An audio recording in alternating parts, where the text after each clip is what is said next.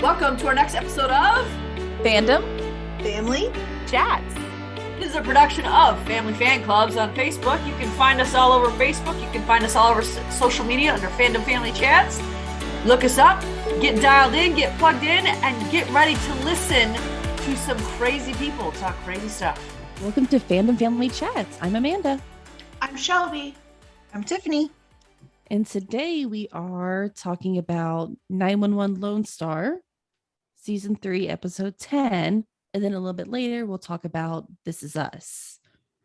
What episode was that? Season 6, Episode 8, which I have a lot to say about, by the way. But first, we're going to do 911. I saw some people talking about This Is Us in the groups. Ooh, it was a week. Yeah.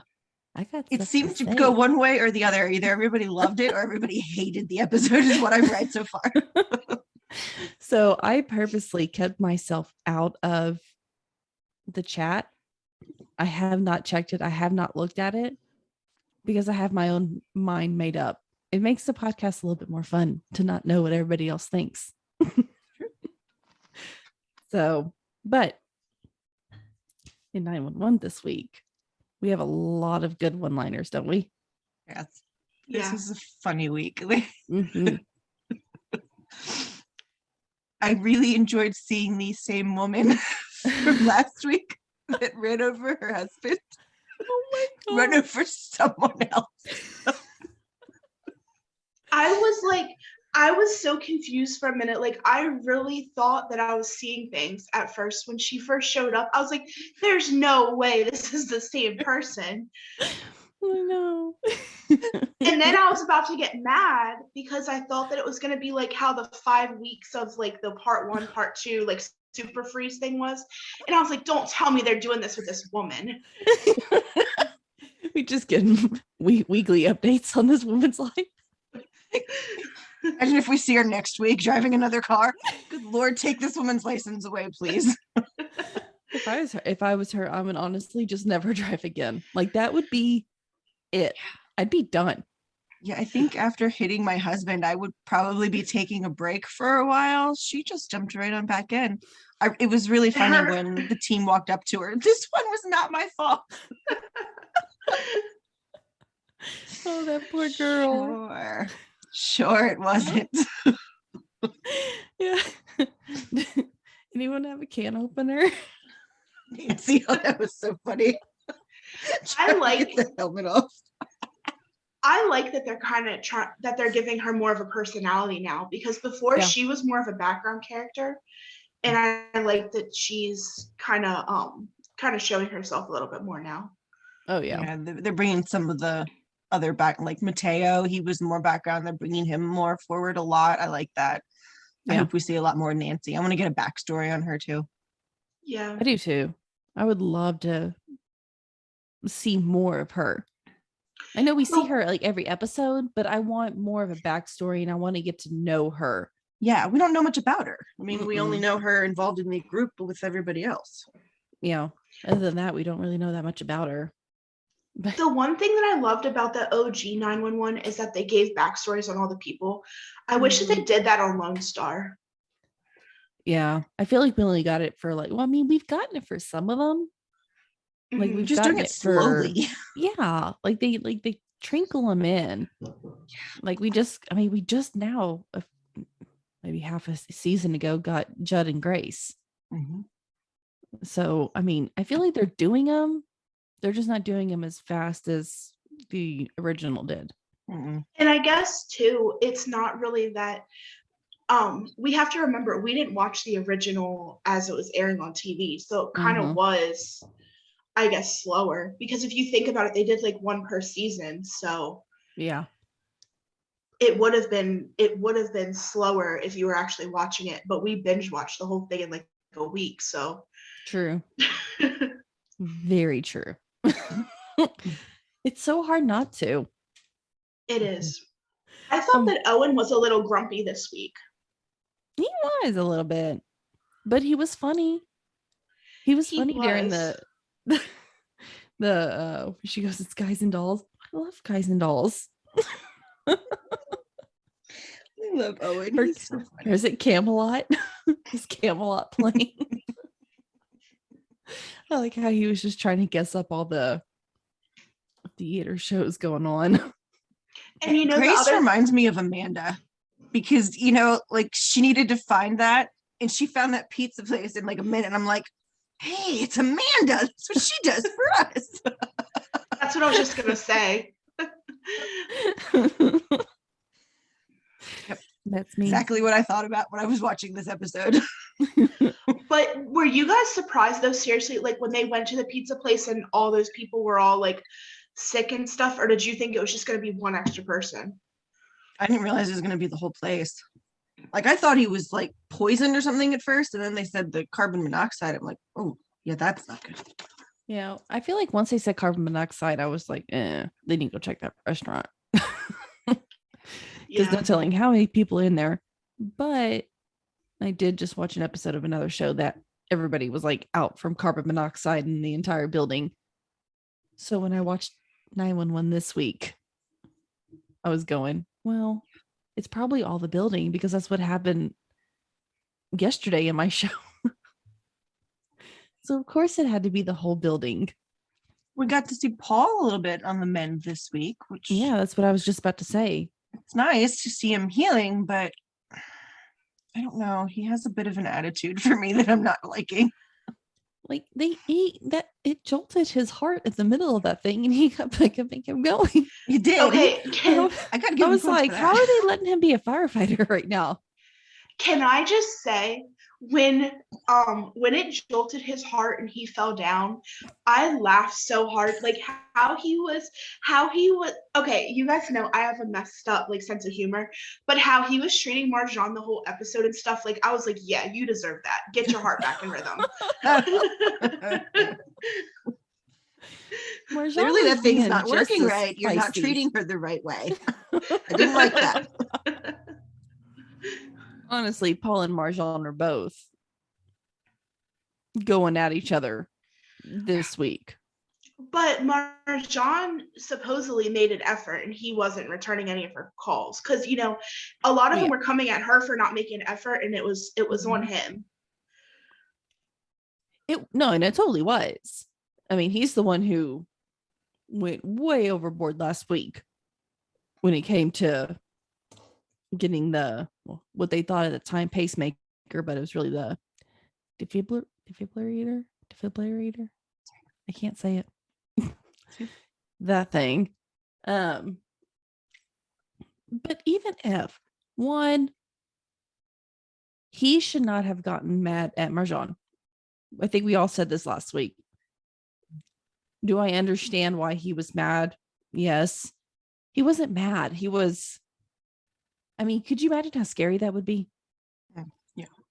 That's scary. I mean, scary coming out and seeing that. And usually your best friend, your partner, whoever your closest person is in your life, that is kind of the person you beat up on, and you know, you can get mad at and you can scream at and you can take your frustrations out on, is that person closest in your life. And he was scared. So I wasn't mad at him for doing that last week. I understood why he did it. It wasn't right, but I understand. So I don't know. I feel like Marjan kind of gave up a little bit too easily, to be honest. Well, she did say, I know, but she did say that she had been calling and texting him daily since it happened, and he wasn't replying to anything. Even trying, yeah. I don't know. I'm trying to support Paul right now. I know. I just don't like how he singled her out with it. Like, you know, everybody else. Did everybody else try and call and text him every day like Marjan did? Was he treating everybody else that way? No, just her. He was just treating her like that. I just didn't like that. But I mean, I totally get where he's coming from, because I couldn't even imagine having to go through that. It was funny that everybody kept making excuses for her, like, oh, she's doing this, she's doing that. Oh, I mean, oops. That's a great friend right there. That's a great friend right there. And then Judd's talk with them, and then at the end when they finally started talking again, I forget what exactly Judge said, but they're like, yeah, this isn't because of you. Yeah. Like, he was trying so hard. He was. Oh my goodness. But I really liked when Judd and Owen went to Paul's apartment to talk to him. He was saying that his reflexes are slow and he feels weak. So Owen grabs the remote and just chucks it in his head.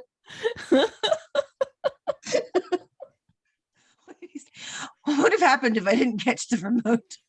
I have faith in I you. have faith in you. And the department's got great soul.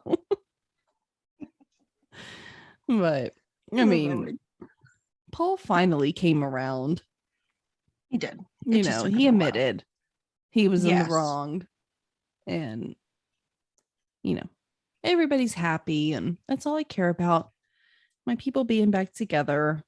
But, I mean, any of the other firefighting shows that we've watched, I don't think that Paul would qualify to be a firefighter anymore. Right? Am I wrong about this? Like, no, he has a defibrillator in his chest and he could be a firefighter? In real life, and mind you, I volunteered for the ambulance and stuff, so like I took these courses. In real life, if you have any deficits like that, you can't be a firefighter. Like, I was born with one kidney and I wanted to volunteer with the fire company and they wouldn't even let me do it because of me having one kidney. It's kind of like how the Army is. Like, if you have anything at all wrong with you, you can't do it. That's what I would think. Like, really something like that, to where like if there's too much like pressure or something, which firefighting is a very, very high pressure job, I would think that that thing would have to be shocking him. And if it's shocking him, he's down and then he can't help, and then somebody has to go help him. That's, to me, the whole point of why he couldn't be able to be a firefighter anymore, is because he's a liability. Yeah, I thought that was the whole point of him getting mad, because he wouldn't be able to be a firefighter anymore. I know. And then he took his test and he's a firefighter again. I was confused. I'm still confused by it. Yeah, I didn't get that either, because they always say, like, one of the first things that you learn, like in your EMT courses and stuff like that, is you need to make sure that the scene's safe, because like if we have to help you, then there's no point in us going in helping other people. Yeah. And if he is getting shocked like that, like, yes, he got back up after his firefighter test, but there's a lot of other elements when you're actually in a fire too. If you're in the middle of an actual fire and that happens, you're not going to just down right back up. No, you're going to down and you're going to stay down. You're going to go down, and then everybody else is going to have to go into a dangerous situation to save you. So the only thing that I could think of as to how he got leeway was maybe because he was already a fire, like, after the fact, so they're giving him a little bit more leeway and just let him do the test to see if he could take it. But I know going in from the jump, there would have been no way he would have been able to do it. Yeah, I don't know. I guess we'll see more and more of what kind of comes of it, I guess. Yeah, I'm hoping that doesn't lead to problems for him in the future, but I don't imagine it's not going to cause any problems if he couldn't even get through just the test. I mean, that's honestly just what worries me. And I mean, yes, it's just a TV show and it's just character, whatever. But if we're really thinking about it, he should not, as much as I love Paul and I love his character, he should not be a firefighter anymore. No, I mean, it's not just himself he's putting at risk now. It's his whole team. It's everybody. I mean, we kind of saw that at the 129 this week as well. Yeah. Another person of ours putting, not ours, another person putting people in danger.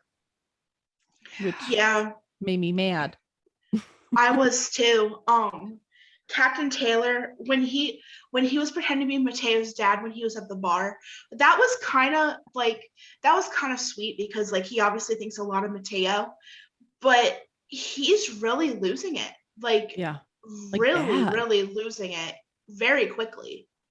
And to me, like, how did nobody see that before Mateo? I mean, the people who are around him all the time, like, working right under him at his house, like at the 129. Did nobody notice that he was mistaking menus for fire paperwork? Like that's like not like almost gone. That's like that's beyond the point of being able to even live by yourself. How can you be running an entire fire station? I'm sorry. I had a lot of issues with this episode this week. Yeah, I understand. Yeah. There's no way he would have been able to make it to that point in that position. I mean, he almost killed a few of our people. Yeah, and I can understand if they didn't notice a difference, like if he was mixing up papers, like if it was like something similar or whatever. But it was a whole food menu. Like, how don't you see? And then the fact that he upgraded Mateo and then didn't even remember upgrading him. I was like, are you serious? What are you doing, Grunt? What? I'm just getting him coffee. Not you, him. What? Me? Thought I was a lieutenant now. What happened? Oh, poor Mateo. Oh gosh, Mateo. And the one thing that I don't get about that, okay, and Amanda, you're watching Chicago Fire, okay? You have to take a lieutenant's exam. Yes. And there's no way that would have gotten done, because what we learn on Chicago Fire, and this is in real life too, there's literally there's like time periods that these are taken. It's not just all willy-nilly. You can't just go to the heads and be like, listen, like I want this person to take a lieutenant's exam. Like the courses and stuff are, say, spring and fall or winter and whatever. Yeah. And it's not just like, oh, I'm a lieutenant now, and you just walk in the next shift and you're a lieutenant. Yeah. That's not how it works. That's why I didn't think it was that telling easy. I'm telling you, I had issues this week. And I usually don't have issues. Usually they're pretty, like, I mean, they're not always 100% accurate. Don't get me wrong.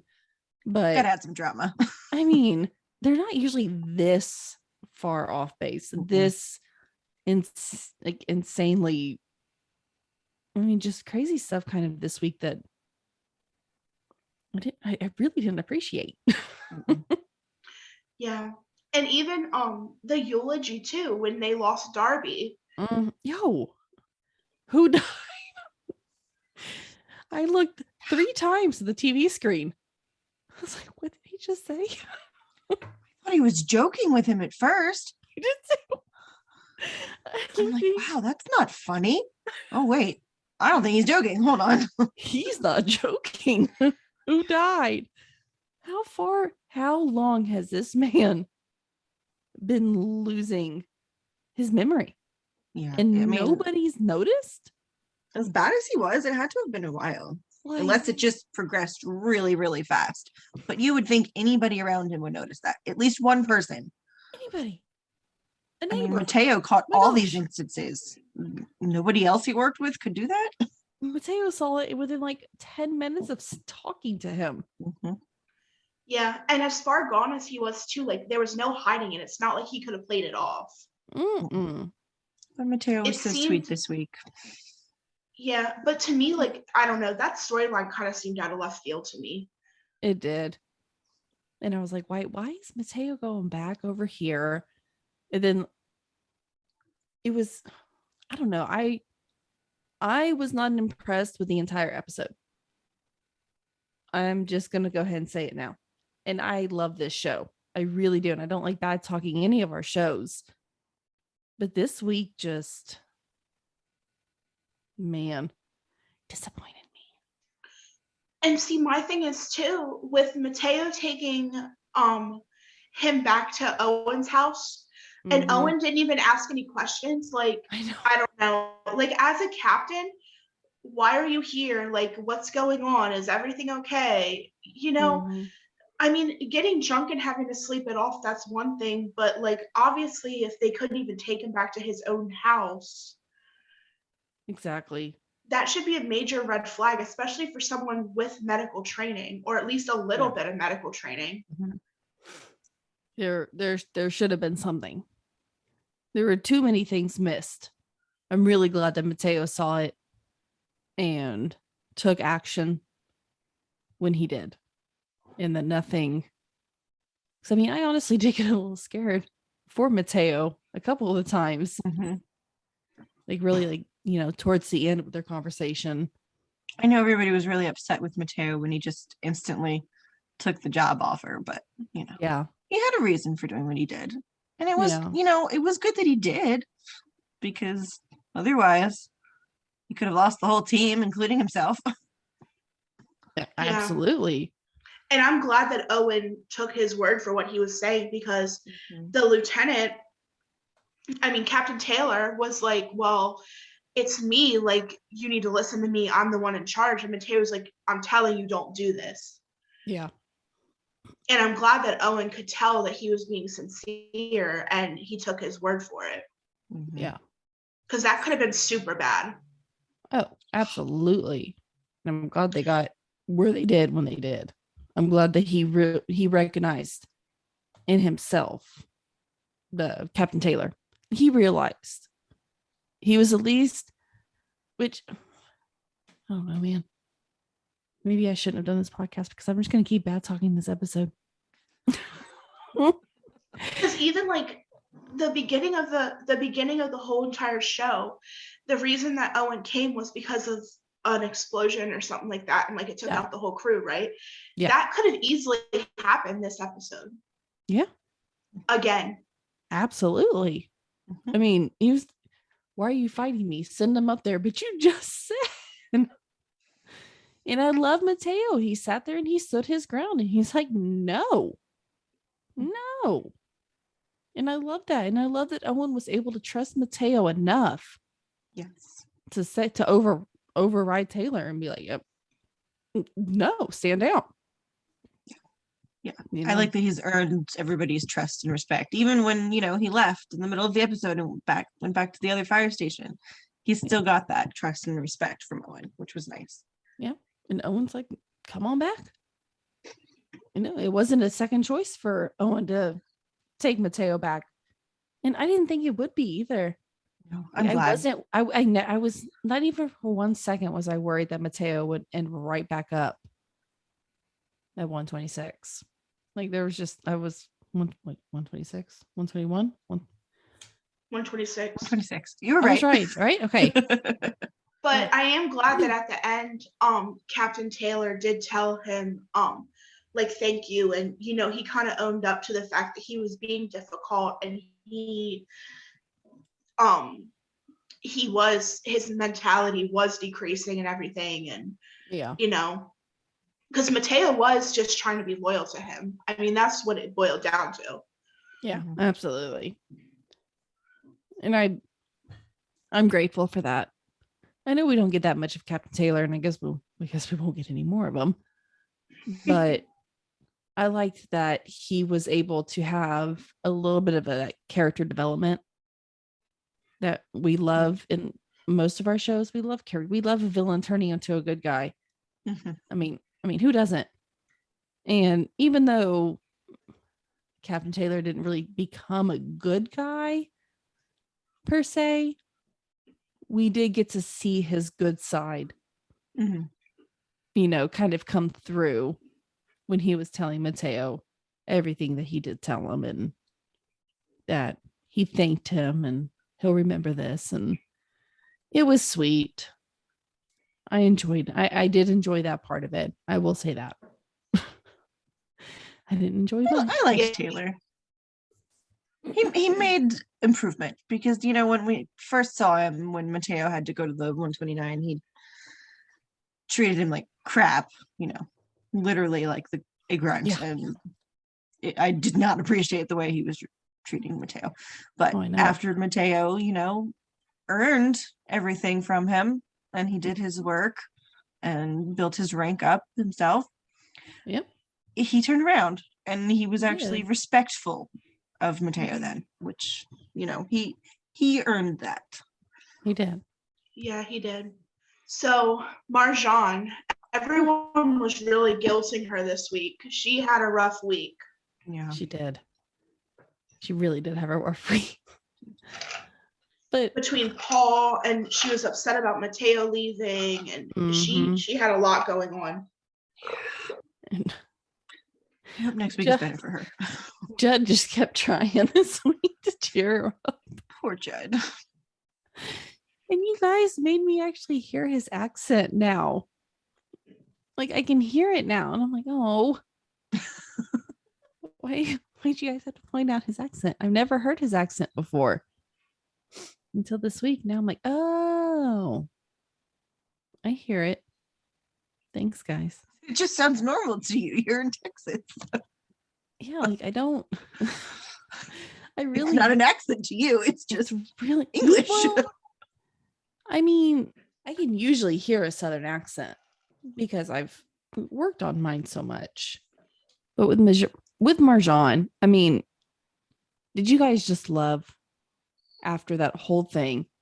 She realized what Mateo was doing. Mm-hmm. She caught on to it and just was like, okay, like how can I be mad at you? Because she was holding a grudge. She was. Yeah, she was pretty rude to him. She was. But she went through a lot this week, though. She was fighting with Paul. Paul's her best friend. Mateo is one of her best friends too. And she felt like he was abandoning her. And even like at one point in the episode, I forget when it was, she said, I don't even know why I even tried to get this back together because everyone's falling apart. I mean, she was feeling abandoned. She was. And I completely agree with her really on this. I mean, she did. She was the one who worked so hard to get that firehouse rebuilt and put back together. And then, Mateo's leaving. And I mean, who else? Paul was kind of down and everybody's kind of backing out. And she's like, what the hell? I mean, to be really honest, I do understand where she's coming from on this. And I broke my back to put this house together, and then you guys just all abandoning me. But I'm glad I'm really glad she was there for Paul. She was there for Mateo. She ended up being the Marjan that we all love. I wish I had her as a friend. I know. Right? I do too. She'd be my best friend. I need her as my best friend. So I did not see the preview for next week. Who saw the preview for next week? I did. Okay, so you two did. So we get another crossover episode next week that I'm hearing about? Yeah. Athena is coming. Athena, okay. I'm really excited. I need to go watch the preview. Yes, it looks really good. And we get Owen's new girlfriend. I cannot think for the life of me what her name is. Taylor? Is it Taylor? Whose girlfriend? You broke up. Owen's girlfriend. I don't know her name. Yeah, I don't remember her name either, but I won't even try. She works in the governor's office, and apparently there's like some sort of anthrax threat. They send a box and it like opens in her face, or an envelope or something. It opens in her face. Yeah, it looks pretty scary. Like they've got her like in all this bubble wrap stuff and showering. Yeah, it looks really crazy. And of course we have to have Athena to come save the day. So, I'm really excited. Badass that she is. I'm really excited to have 911 back. I absolutely love the OG 911. I think everybody kind of loves the OG one better than Lone Star. I mean, I don't want to talk for everybody, but most people do. They love the OG. Tiffany, you don't? You like 911 better? I like Lone Star better. Do you really? I do. I've never known anybody who likes Lone Star better than they do the OG. I think it's because I watched it first and I fell in love with all the characters first. Probably. I see that. The other thing for next week too that looks interesting is Grace and Carlos are examining a prank call, which it'll be kind of cool to see them working together, I think. That would be cool. Yeah, that's a nice pairing. Well, all right. Well, I guess that is it for Lone Star this week. Yes. It was kind of a short one, but short and sweet. It changes to a new time next week. Don't forget, everybody. Oh, it does? What time? Yes, because they're moving it. So I believe 911 OG comes on at 8, and then Lone Star will come on at 9 right after it. Your time. So 7-8 my time. Eastern. Yes. 7-8 Central. Bye, Tiffany. Get out of here. Loser. Hello. Tiffany, it's so nice to see you. Now get out. Just kidding. You should go watch This Is Us, and then you can have Start fun watching with This us. Is Us and join us for these conversations. Yeah, my list isn't long enough, guys. Sure. No, it's fine. It's fine. I'm getting there, okay? Bye. Bye, Tiffany. Bye. Starting us with This Is Us. Again, this week we saw 3 different time periods like we did with the weeks before. But this episode, it was all about Kevin. And I loved it. And I usually don't like Kevin. And I know I get hate for that. I didn't really know do. that about you. I don't really like Kevin. I don't even really find him attractive. Like, there's just like this part of me that the only person I find attractive in This Is Us is Jack, like Daddy Jack. Daddy Jack, gross. Daddy Jack. By the way, Daddy Jack this week looked good by the pool. Putting that out there. But I really enjoyed this week with Kevin. I really, really did. So it started off at family day at the pool with Kevin, and he was disappointed that he couldn't go on the diving board, which I thought that Rebecca's like explanation as to why he couldn't with the no swim lessons was valid, but I guess to a little kid it just seemed like the end of the world. Yeah, which is normal. Yeah. So I kind of love that Jack jumped right in and was like, listen, I'll teach you how to swim and then we can go on the diving board. I thought that was really sweet. Yeah. I don't know what happened, but I missed the part where Jack was carrying him underwater and Rebecca was telling him to pull him up. I missed how long it was happening, but didn't he pull him up and he said, "You're not ready"? Yeah. I mean, it was quick. It's not like Kevin was under there that long. Yeah, no, I missed that part. So all I saw was Kevin above water and Jack saying, "You're not ready." I was like, wait, what just happened there? Yeah, he was only on there for a second. Yeah, so from what I understood from it, like basically Jack was teaching him how to kick and stuff, and like had him holding up like this.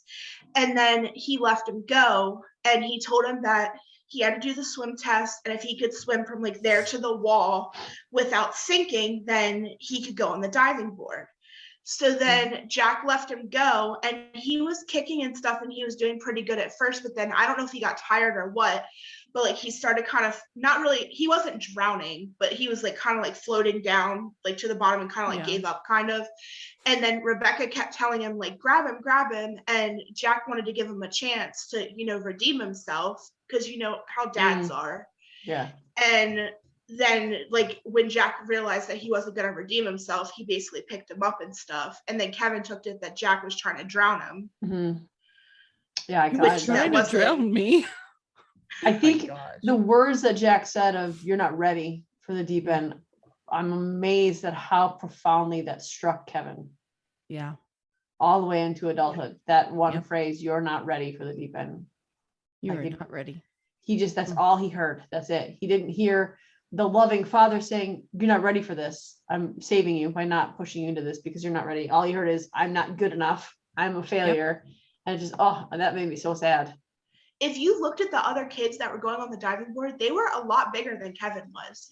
Yeah. I really don't think that they were that out of bounds for not wanting him to do it. No, they weren't at all. I mean, you do have, and that is the test that Jack wanted to pass. It's the test you need to pass to go on the diving board. So I mean you have to be able to do that. You have to be able to swim unaided. You have to be able to swim a certain amount of distance. You have to be able to go down further and without anything happening to you. That is a test.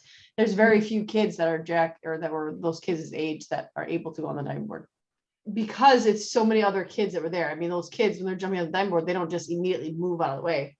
Like they kind of hang over there. So you have to be able to navigate all that stuff. So yeah, they absolutely were doing the right thing parent-wise. It was just a kid who wanted what he wanted. Yeah. And that was it. And that's kind of Kevin's MO. I was gonna say we've seen in the past that is how Kevin is. He kind of likes to throw temper tantrums and stuff when he doesn't get what he wants. Not so much as an adult, but as a child. Oh, I think more so as an adult. I think he certainly does that as an adult. I think he's grown a lot, so he doesn't do it as much. But I mean, OG Kevin, like season 1 Kevin, oh my gosh, I wanted to hit him. I loved him, but I wanted to hit him in the face all the time. Like, come on, you're a full grown adult. But I think that Kevin, it's just interesting to see that. I like that when we get these glimpses of him as young Kevin, because you can see how it's impacted him always. He's always taken the brunt and taken whatever anyone has said to them and found the negative meaning and directly applied it to himself. Always. Yep. Even, and there wasn't, I can't imagine the dynamic of having two other siblings and one being, you know, that was hard. Having Randall being a Black boy adopted by a white family in that time period had to be difficult. He did appear to have some special treatments, not because he was a Black kid in a white family, but because he needed a little more attention. Yep. And Kate needed a little more attention. And I think that Kevin, that dynamic had to have made him think that, well, I'm the only one who doesn't deserve extra attention. And that wasn't, I don't know that Jack and Rebecca could have done anything differently. I mean, they all tried to give each of them the amount of attention they needed, but I think that Kevin just very early on thought, I don't deserve anything more. Yeah. Yeah. And I mean, even at the pool, you know, we saw them split off. Kate was with Rebecca and Kevin was with Jack until Kevin ran off because he didn't get what he wanted, and then they switched. But you know, we even saw that they were giving the kids each individual time. Yeah. And they always didn't did. get any parent time. Where was Randall? I think he passed his swim lessons, so I think that he was able to swim in the pool on his own. Did we even see him? No. But there was that line when Rebecca says he's only a little boy and Jack says one day he'll be a man. I don't know why, but that just bugged me. But he's not a man yet. He doesn't have to be a man yet. He's a child still, a very young child. I get wanting to teach him how to swim, totally fine. But the comment of one day he'll be a man, just like, I don't know why that rubbed me the wrong way, but it did. But we also have to think that was normal way of talking back then. But we don't really, I mean, millions of people still say it, but you have a lot of newer, younger families nowadays who are not putting that kind of pressure on their kids. Yeah. I'm not putting that, you have to grow up to be a man. No, they're a kid right now. Let them be a kid. They'll be an adult soon enough. Let them be a kid while they can be a kid. Yeah.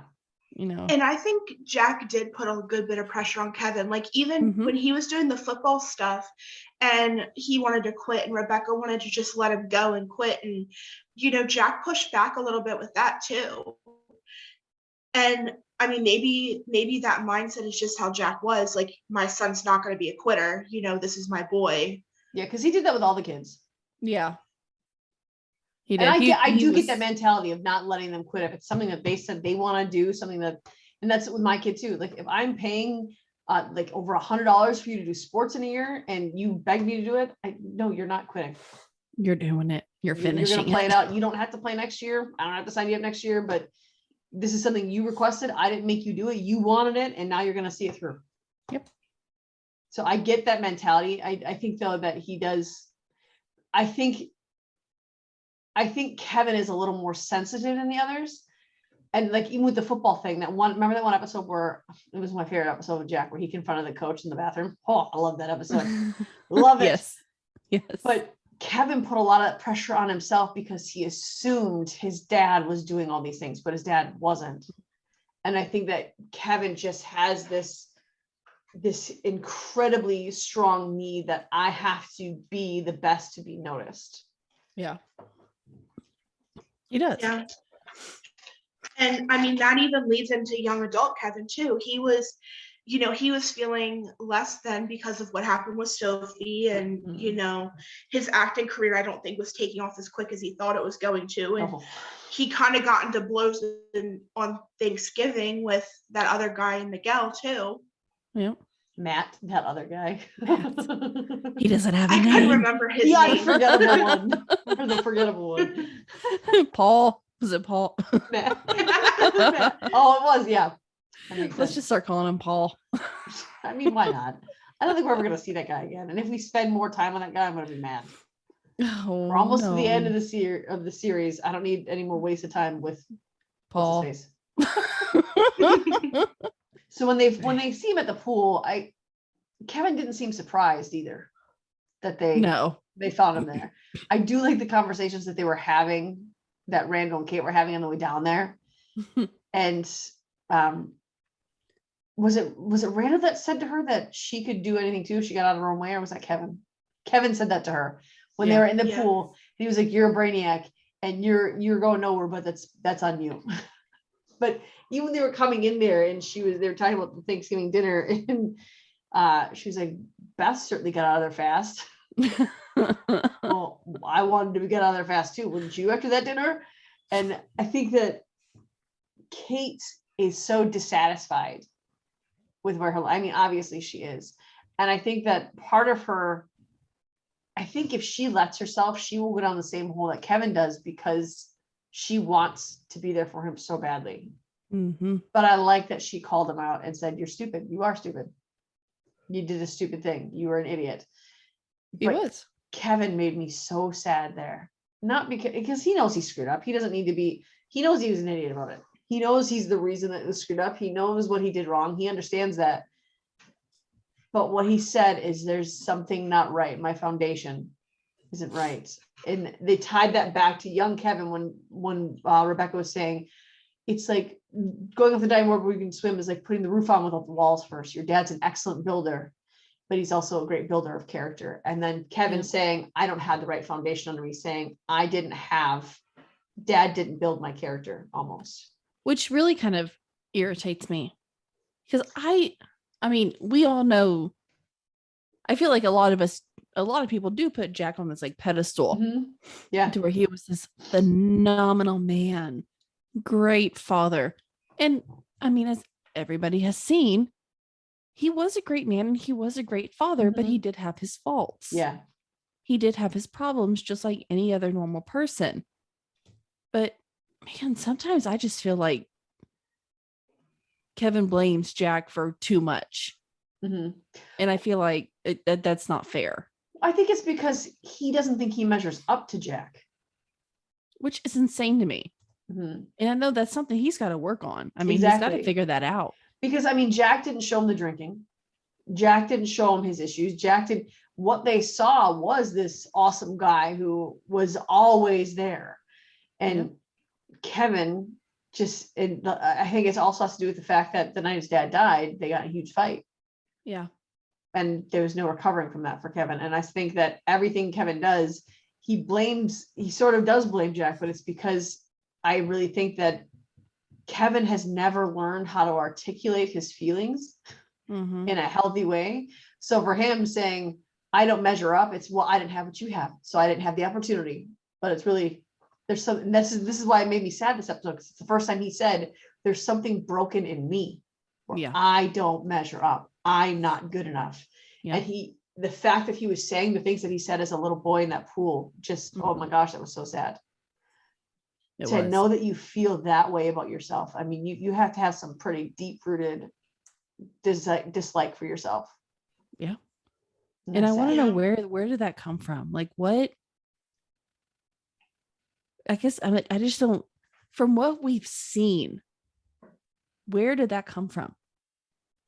Was it him blaming himself for Jack's death? But I feel like he had issues before that. Oh, he did. So I think it was like watching the special treatment that Randall got, and watching Kate was a daddy's girl. Yeah. And Randall needed more. Jack had to try harder to understand where Randall came from. Jack had to put more effort into that. So I don't think Kevin got left by the wayside. I think he felt he did as a kid, because the other two did get more attention. Yeah. And it wasn't always kind of with last. Kate, it wasn't that Jack was showering her more affection and attention. It's that Kate went to Jack for it. Yeah. And Jack gave it to her. Kevin didn't go to Jack for that. Kevin wanted Jack to just give it to him, because he wanted to be the one that Jack wanted.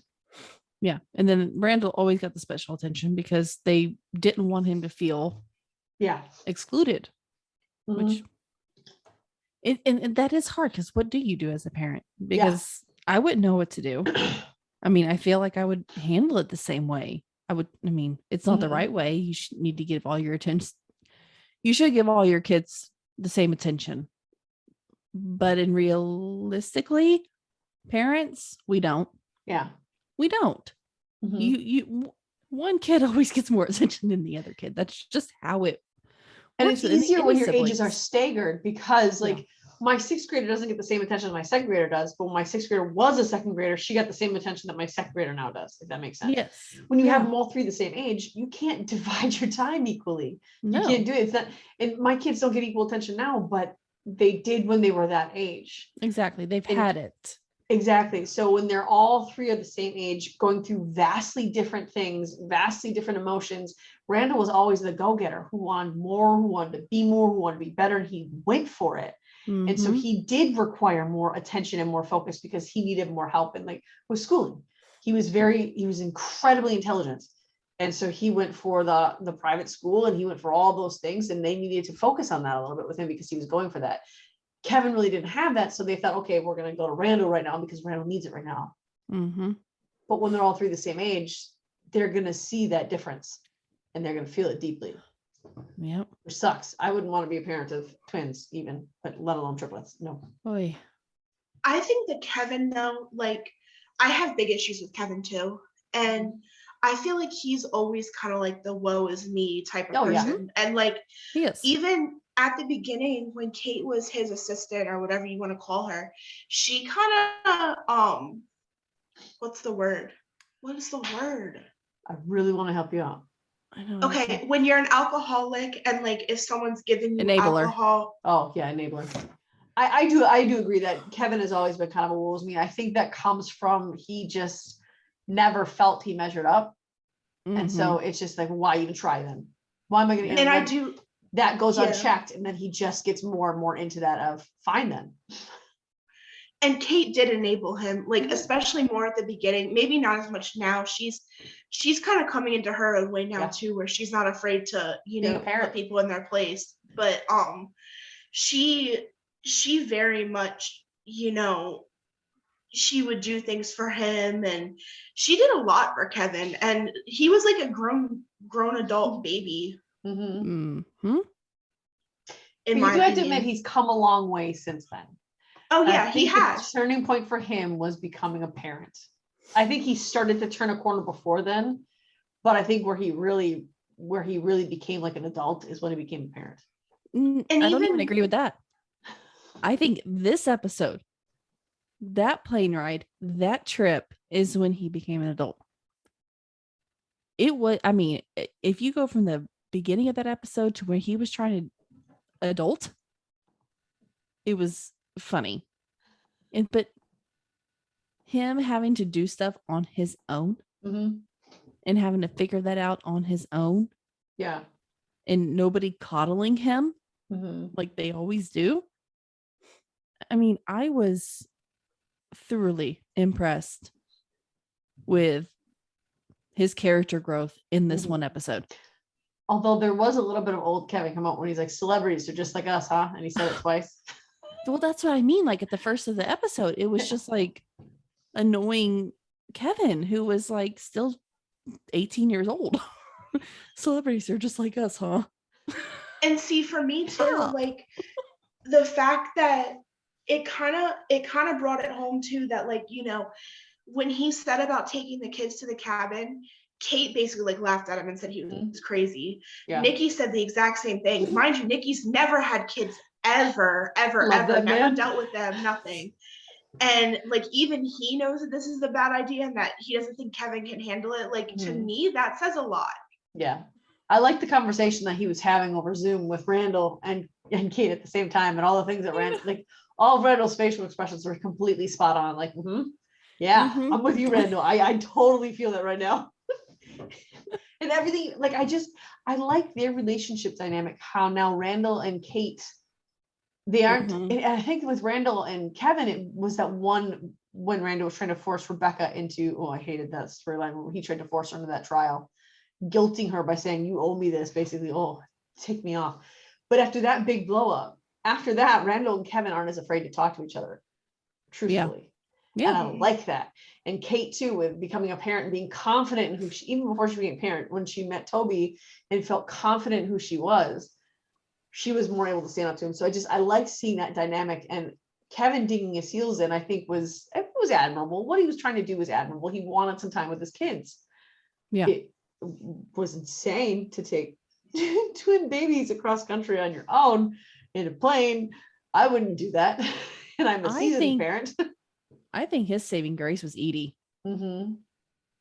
I mean, I, like for a little bit, I was like, when he was like at the hospital, I'm like, wait, Nikki was sitting beside him, I'm like, where are those babies? Like I full on had a panic. I was like, yeah, did he just leave them? And then he came back. I was like, oh, I bet Edie's at that. Maddie's taking care of him. Maddie's got it all under control. Apparently. I did love Nikki this episode though. Like every time he was on screen, oh my gosh. I love how he talks to Kevin. I absolutely love it. And I loved Edie this episode too. Mm-hmm. I know that we don't see, and one of our members said this too. I know that we don't see a lot of her and we haven't seen a lot of her thus far, but every time that she's on screen, I thoroughly enjoy her. Yeah. Absolutely. And I enjoy her dynamic with Nikki. Even I think it was her and Kevin's banter back and forth about Kevin saying, "Is Nikki keeping you there?" Like blink twice, and she's like, "Help me now!" Like it was hilarious. Oh, they were funny. And speaking of adult Kevin, and I gotta mention Cassidy. Mm-hmm. I have always been gun-ho on Kevin needs to end up with Sophie or I'm not going to be happy. And I've thought this all the way through all his women, even including Madison. I was never even fully on board with Madison. Mm-hmm. But I think I'm fully on board with Cassidy now. Like I feel like this episode, I didn't even think about Sophie that much. Like I was just like, okay, I need him with Cassidy. Mm-hmm. I felt this like, I don't know, this connection that he has with her, and that we're getting to see it newer, and when they're both healing and they're both growing and they're both, I don't know. I was honestly impressed this week. I don't know that I want them together. I was impressed with both of them, but I think that Cassidy has so much. I think that Kevin being there for her, just being, as Nikki said, and being a friend to her is really what she needs. I don't think that she needs or deserves the mess that Kevin would throw her in a relationship. Not that Kevin is useless in a relationship, but Kevin wants all of you in a relationship, and he wants you to have all of him in a relationship. And I don't think Cassidy is capable of doing that. And I don't think she will be for a long time. I think that her focus is going to be her kids and her son and getting better. And I think that she needs Kevin as a friend, as a fellow recovering addict, as a voice of encouragement for her. I think that but I'm so irritated with how they keep ripping people away from that. I don't even know who I want to end up with right now. So it's going to be watching me just somebody completely new. But I did. Like Edie was. Yeah, exactly. I think that will irritate me actually. It would irritate most of us. I didn't realize that Cassidy did the construction work. Did we have an understanding that before? Yeah, she asked Cassidy to overlook it. I remember that, but I don't remember her. Where was the evidence that she did that before? She's not actually like working on the stuff. She's just overseeing everything, like making sure that things are going well, because Nikki was getting into arguments with people. Oh, yeah. She's pretty much there to look after Nikki.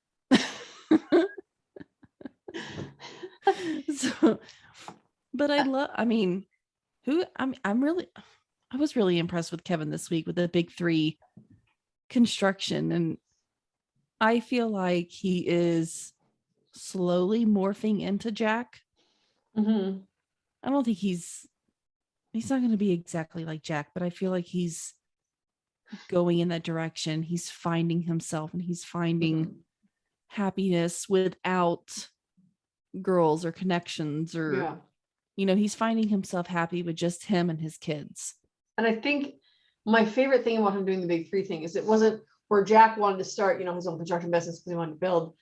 Kevin saw people who needed that. And that's why he wanted to start it, because he wanted to offer these vets something. After seeing what happened with Cassidy, I think it was the first thing we see that was really emotional, really hard, really difficult, because the moment that doctor said, hit the pole head on, you knew what was going to happen, or why she did what she did. And I think that this is the first big deal thing to hit Kevin, where he didn't internalize it and spiral out, where instead what he did was, I want to help these people. Yep. And I think that is going to be a huge theme going forward for Kevin, is his desire to help these people out of the holes that they're in, or keep them floating at least. Yeah. He even said to that rando in the waiting room that was tolerating him, Poor man. that Cassidy's, I felt so bad. That Cassidy's the first person other than family that he actually cares about. And that resonated with me, because as an alcoholic, you know, you have trouble connecting with people and stuff like that. And the fact that he feels that way. And then also the other thing was too, and this is backtracking a bit, you know, when they were all sitting at dinner and Maddie and the twins were like interacting with each other and stuff like that, like that's kind of when it hit me, like I wonder if it's going to be Cassidy, because like the kids are all together, and you know, Cassidy said how at dinner it was really nice and all of that stuff, but then like she got back into her own head after everyone went to sleep, and then Kevin saying that in the waiting room too. But that poor guy, like I was laughing because like I'm very much like that man. Like if I'm just sitting there chilling, like don't bother me at all. And like Kevin's just like talking his ear off, like about his life story. And that man's a better guy than me, because I probably would have told him to shut up. I wouldn't have. You just sit there. Sometimes people have to vent. But I mean, Kevin apologizes to Cassidy, and I love that. I mean, he's trying to understand what she's going through, and you know, Cassidy looks so depressed and so sad, and Kevin being able to be a friend, unselfishly. I was going to say selfishly. Unselfishly is very out of character for Kevin. Yeah. He's a very, very selfish person. And I feel like he really did push his own life aside to stay longer, take care of Cassidy, get her set up in the house, teaching Maddie how to play guitar, you know, calling his dad, meeting his dad, the dad. I mean, all of it together just seemed like such a monumental upping for Kevin, I guess. I don't know how to say it. Growth. You see so much growth. Yeah. And I think that with him, I really think that Nikki is the big, so I guess I wouldn't say becoming a parent really, really morphed Kevin into being a better person. But I think Nikki made him look at other people differently. But I think because Nikki was the first person that Kevin helped unselfishly. And I think that says, and I think that's why, obviously that's why Kevin tolerates all the things that Nikki says to him. I do. But I think that their relationship cements Kevin. And I think that the way that Nikki and even the way Nikki told him what was going on with Cassidy, like you don't understand the situation. Yeah, you might be an addict, but there's a reason she is an addict, and it's not for the same reason you're an addict. And helping him to understand that and pushing him through that.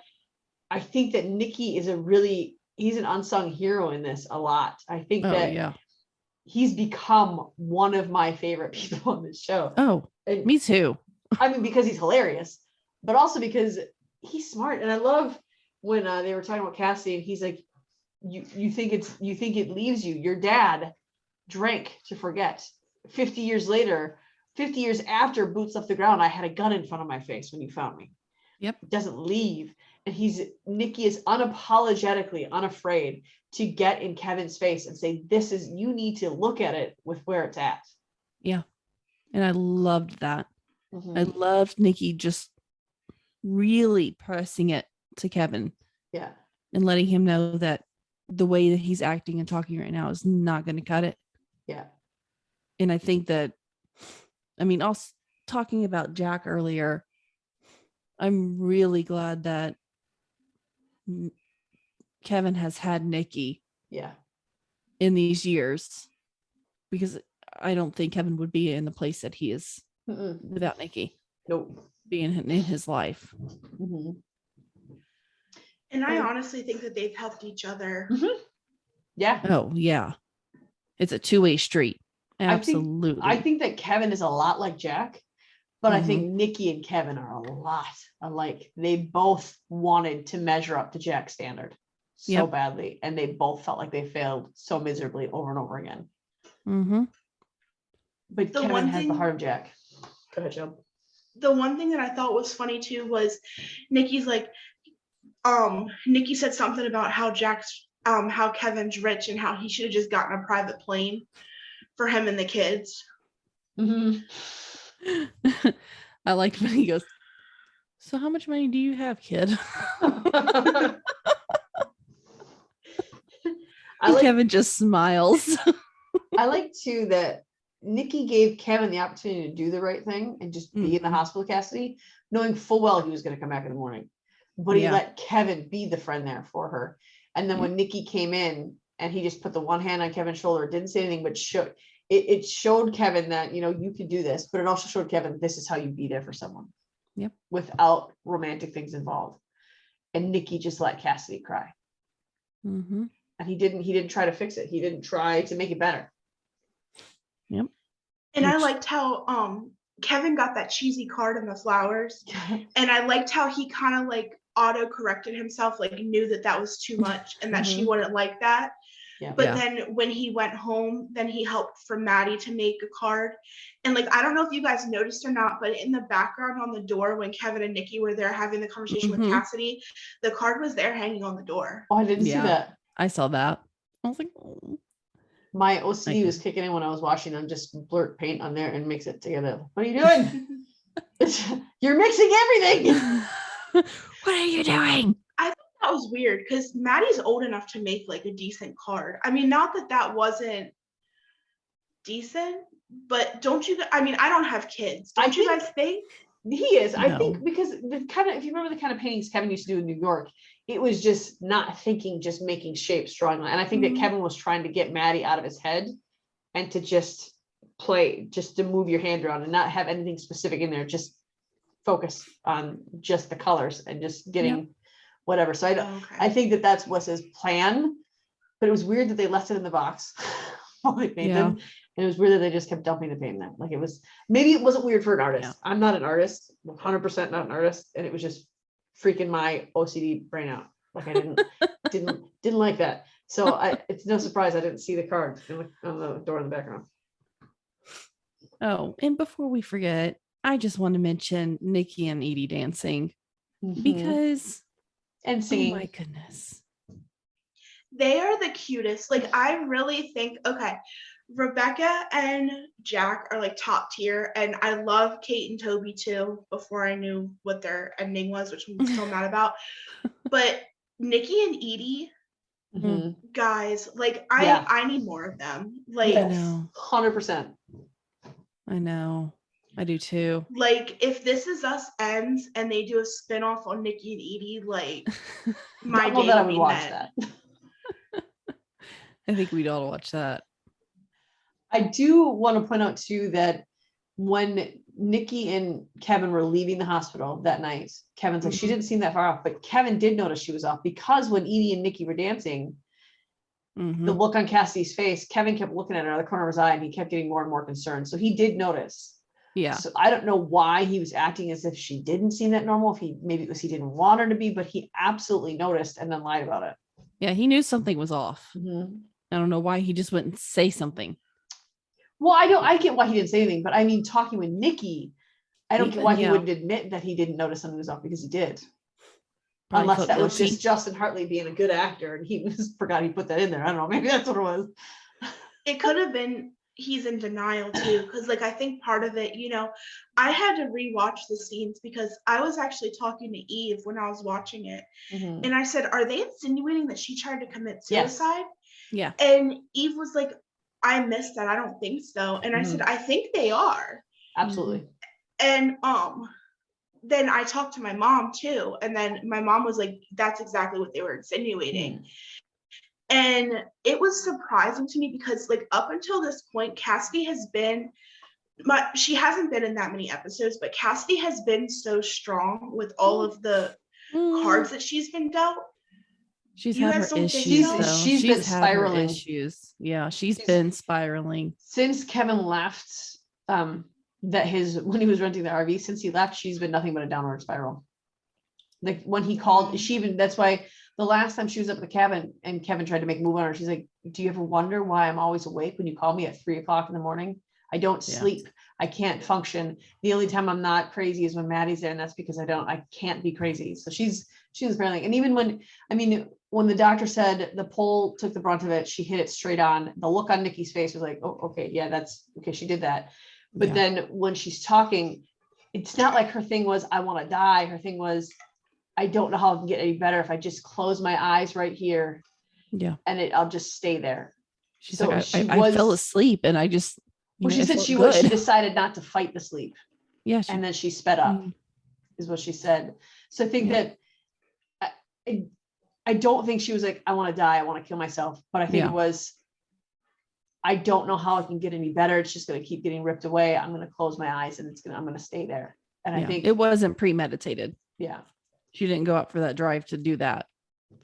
And so I think that, I think that maybe that is why Kevin lied about noticing something was wrong, because he didn't want to believe that she was trying to commit suicide.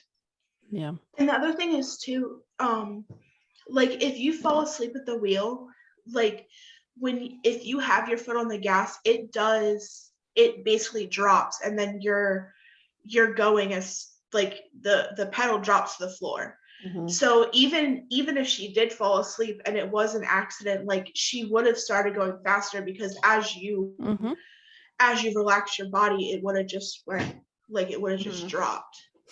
Yep. And I really hope that after this we see, because I don't think they can leave Cassidy's story where it's at. No. So I hope that we see her get real, actual healing help out of this. I do too. And I think Kevin and Nikki are going to be a big part of that. I do too. I mean, Nikki's already pointing her and giving her numbers and, supporting her through getting this help. And I think if Nikki and Kevin do stay with her and push her, not even like technically stay with her, but support her through this, I really do think that we will. That's why I think that Kevin and Cassidy would be awesome. I don't think they'd be awesome now. I think they both need some growing. I think they both need healing before there could be any kind of relationship. But I can see it like now. I can see the chemistry, which I couldn't really see that before between the two of them. I see them more as like a Jack and Miguel. I think they're going to become business partners and they're going to be integral to each other's lives as best friends. You think so? That's kind of right. I think he is going to, I think they are going to go into business together. He's going to start Big Three Homes and she's going to help him employ vets. But that's kind of where I see it happening there. I guess we'll see. But I like that this whole experience has humbled Kevin in a really, really, really great way. Mm-hmm. And he was way more, and I think, you always hear that saying that babies can tell when you're freaking out. Yeah. They're going to feed off that energy. And it's true. And on the way home, Kevin was way more chill. And he was way more focused on the kids. And it showed. And then that flight, I keep wanting to call her nurse.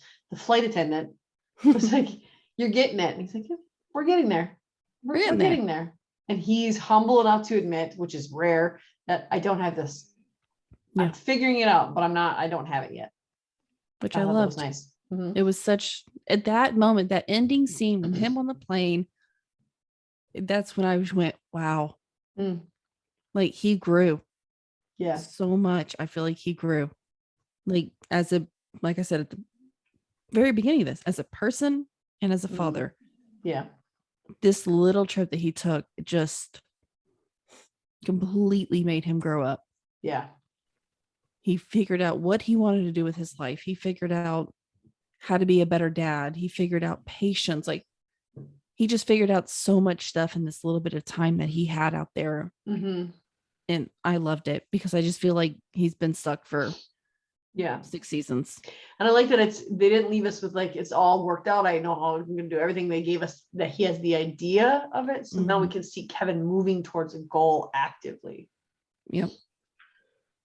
Yeah, I hope that like in the future episodes that he's better with Madison and Elijah, and like doing I don't know, like I don't care for Elijah that much, but like at least being more willing to co-parent with Madison rather than like things being his way or no way. Yeah. Now that he's seen how hard it is being by himself. Mm-hmm. I think he will. I really do feel like he has grown. Yeah. And I hope that shows in LA as well. Mm-hmm. I mean, I don't want him to get back to LA and just go back to the old Kevin, because that would annoy me. Piss me off. I would not be happy with that at all. You guys just wait for this next podcast. If they go down that path. So anyways, next week continues in these same kind of storylines, but next week we get to see Kate. No, Amanda, you were the only one who thought they were going to go Kate next week. The rest of us thought Kate was going to be last. I'm a little surprised she's next. I'm not. Kevin, Kate, Randall's always kind of last. I mean, honestly, it always goes like Kevin, Kate. That's why it annoys me when Kevin feels so left out all the time. I thought Randall was going to be next, and I thought they were going to do her last. So, I mean, I don't know that I'm excited about it. Maybe it was just wishful thinking. I want to put it off as long as possible. I'm not looking forward to it. Definitely not looking forward to it. But I'd rather, I don't know what to say. Right?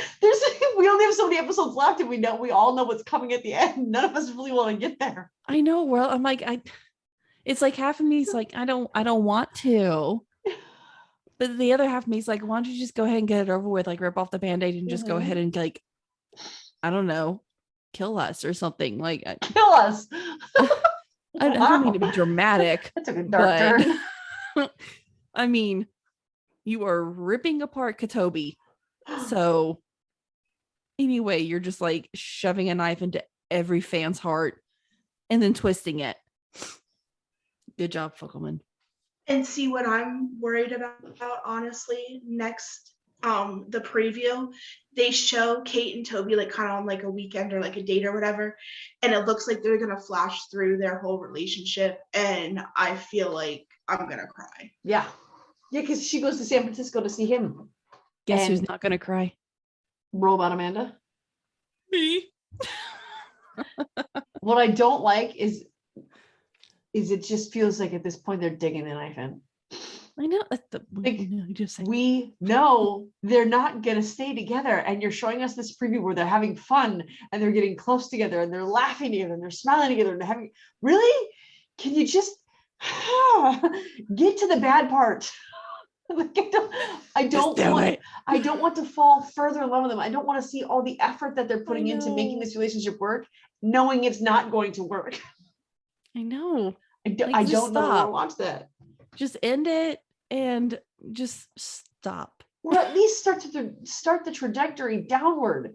Yeah. Don't keep making us fall more in love with them and be more on this team's side if you're just gonna rip it away. I still can't. I'm still not behind the fact that they're getting a divorce. I don't like it. That's the worst writing decision ever. They've confirmed it. We know it's happening. But somehow in my head, I'm like, well, it hasn't happened yet. It hasn't happened yet. Maybe Dan Fogelman is a pathological liar. And it's not really what's happening. Fingers crossed. Philip is just the officiant at their wedding. So, guys, something that I thought about. Mm-hmm. You sound like so disgusting. Like, what, Shelby?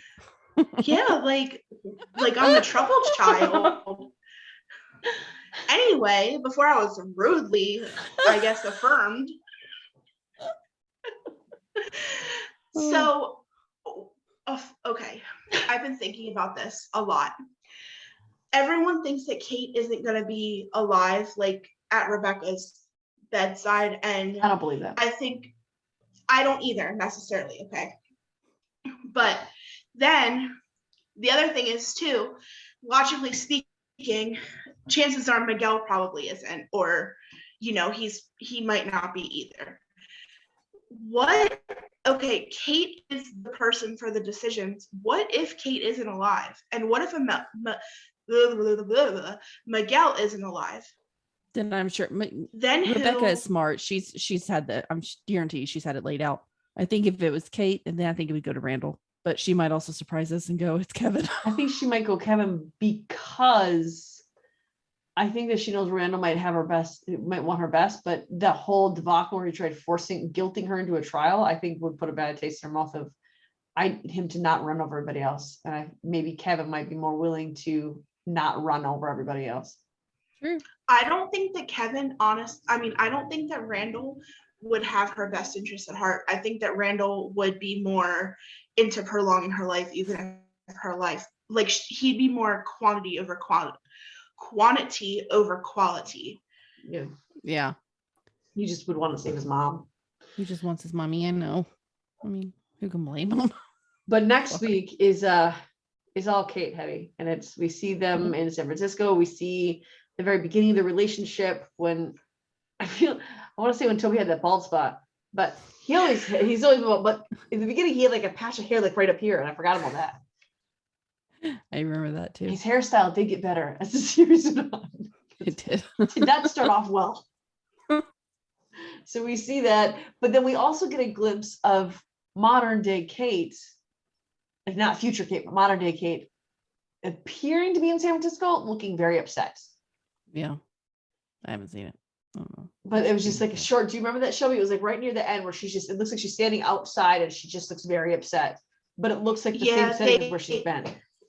Yeah, they were having a good time, and then they were sitting like on the step somewhere, and she said that she misses the old Toby, and then it looks like there's like a flashback of like him on their stuff, and then she looks really, really sad, and we know that this isn't the end because something happens with the grill that we haven't seen yet. I want to know, and part of me hopes that at the end of this season that Dan Fogelman will go through and be like, I gave you these clues. Here's that clue. There's that clue. And there's that. Because I want to know the clues that we missed. Like there's something in Kevin's closet in the future when Kate is going through her second marriage, something in that closet. And I want him to tell us what the clues were in there. Because there's something there. And I want there was a member, Toby. There was a member in our group that said about how like she wishes that after the season's all done, somehow we could like take the clips from each of the things, like the flashback stuff, and like make it in chronological order so that you can see like that would take so in a row how everything it would. But like I would like to watch it that way though. Yeah, like how everything would be exactly how it would be on a timeline, basically. Ooh, that'd be some work, but I'm sure somebody could do it. That would be really interesting for them. Can you imagine how much time that would take? Yeah. Wow. Yeah. All right, so we got Kate next week. We're gonna have Randall the week after. And I'm curious what's gonna come after that. Then it's gonna start to be the demoralization and rapid decline of all the relationships. This is us. That's what's coming after Randall. I'm sure. No. So you can reach out to us on our This Is Us fan club on Facebook. It's This Is Us Pearson Family Fan Club. And you can catch some discussions there. We are always, now that it's the final season especially, we are always having discussions on what's happening, what we think is going to happen, theorizing. We've got a lot. I think that's our biggest group, isn't it? Yeah. What, over 12,000? 20, over like 22,000. 22,000? Wow. Yeah. Okay. It's a giant group of people, 22,000 people you can talk to about This Is Us. So join us over there. You can catch us on our email, familyfanclub2021@gmail.com. If you have anything you want to say about our podcast, suggestions, critiques, feedback, whatever, we'll take it all. You can find us on all of our socials under Fandom Family Chats. Next week, you are getting, this week is, I got to do a timeline in my head real quick. You're getting This Is Us this week with our 911. That's today.